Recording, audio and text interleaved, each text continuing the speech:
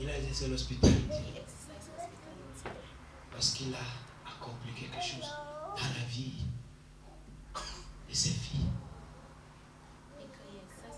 Et voilà qu'en exerçant l'hospitalité, ses filles, une des filles a bénéficié. Et vous savez quoi? Tous les jours maintenant, quand elles iront puiser de l'eau, Moïse sera derrière. Parce que Moïse a accusé une sœur. Moïse est devenu le beau-fils. Beau-fils, on est en train d'aller au puits. Est-ce que tu peux nous accompagner? Il sera là 24 heures sur 24. Aujourd'hui, nous avons expérimenté la puissance de Jésus-Christ dans notre vie. Et quelques heures après, on l'a abandonné. On a fait comme les filles. On ne connaît plus son nom, on ne connaît plus qui s'appelle Jésus. Et si nous exerçons l'hospitalité, c'est-il que si nous invitons Jésus-Christ dans notre vie, 24 heures sur 24, ce péché sera histoire dans notre vie. Cet obstacle sera histoire dans notre vie. Parce que nous vivrons maintenant une réalité. Moïse, en venant habiter chez ses filles, elles ne connaîtront plus ce problème qu'elles ont connu dans le passé. Ce problème ne sera que passé. Ce péché ne sera que passé. Me voici, je frappe. Je me tiens à la porte et je frappe. Si quelqu'un entend ma voix et qu'il ouvre, j'entrerai. Je souperai avec lui et lui avec moi. Le Seigneur te tend, le Seigneur me tend, le Seigneur nous tend cette invitation. Pour que nous l'hébergions dans notre vie. Pour que nous exerçons l'hospitalité avec le Seigneur. Qu'est-ce que nous faisons? Qu'est-ce que tu fais? Qu'est-ce que je fais? Qu'est-ce que nous faisons? Sûrement peut-être tu es en train de lutter avec un péché dans ta vie. Mais aujourd'hui, la bonne nouvelle s'adresse à toi. À savoir que Christ voudrait que tu exerces l'hospitalité dans ton cœur, dans ta vie. Accueille-le dans ta vie. Accueille-le dans notre vie. Et ce péché ne sera que l'histoire. Cet obstacle ne sera que l'histoire. Ce problème ne sera que l'histoire.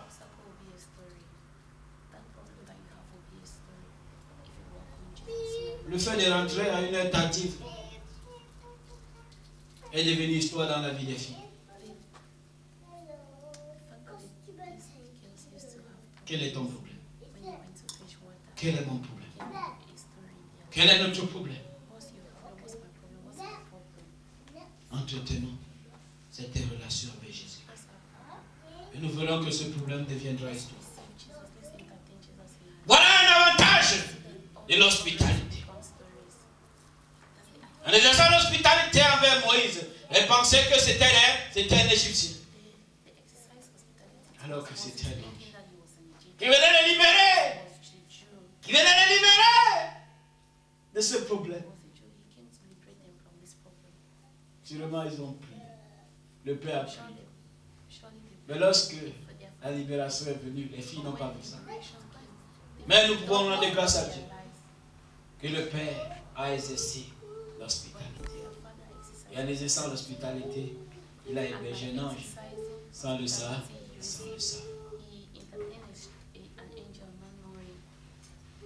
Bien-aimés dans le Seigneur, nous avons aussi l'histoire de Lot. Il a hébergé des anges sans le savoir. Et il a même voulu me mettre la vie de ses filles à risque au prix de l'hospitalité. Et il ne savait pas que c'était des anges. Mais c'est après avoir exercé cette hospitalité que véritablement il a compris que c'était des anges. Et la bonne nouvelle, c'est que Dieu lui a annoncé au travers des anges que Sodome et Gomorrhe sera détruit. Alors qui peut se sauver? Lui et toute sa part et toute sa famille. En exerçant l'hospitalité, il a eu la bonne nouvelle. Il a été délivré de la mort. Il a été délivré de la mort en exerçant l'hospitalité. Et nous pouvons continuer en parlant de l'histoire de la femme sunamite. Dans 2 Rois chapitre 4. Elle a exercé l'hospitalité envers Élisée. Et Dieu s'est rappelé qu'elle n'avait pas d'enfant. Et ce qu'elle avait déjà même oublié. Dieu lui a dit au travers du serviteur, l'année prochaine tu auras un enfant. Et elle a eu un enfant. En exerçant l'hospitalité. Elle a eu un enfant. Elle a eu un enfant. En exerçant l'hospitalité. Et si vous lisez même plus tard, vous verrez qu'elle a même récupéré cette terre qu'elle avait perdue. À cause du nom d'Élisée. Que le Seigneur nous donne de ne pas oublier l'hospitalité. De ne pas oublier l'hospitalité. Mais en gros, de ne pas oublier la communion fraternelle. L'amour fraternel. L'hospitalité n'est qu'un élément de l'amour fraternel. De la communion fraternelle.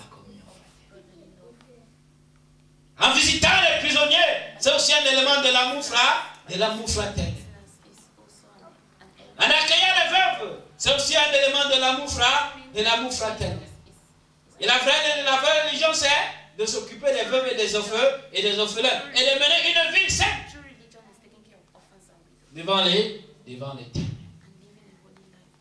Bien-aimé, le Seigneur veut te rappeler, le Seigneur veut nous rappeler. Le Seigneur veut me rappeler en cette période de fête, en cette période de chrisme, de Noël, que si nous exerçons l'hospitalité envers Jésus-Christ, c'est un problème. Et voire même tous ne seront que du passé. Et la libération nous sera donnée. Que le Seigneur bénisse l'écoute de sa parole, qu'il nous garde, qu'il nous protège et qu'il nous fortifie. Et qu'il nous donne de ne pas oublier l'amour fraternel.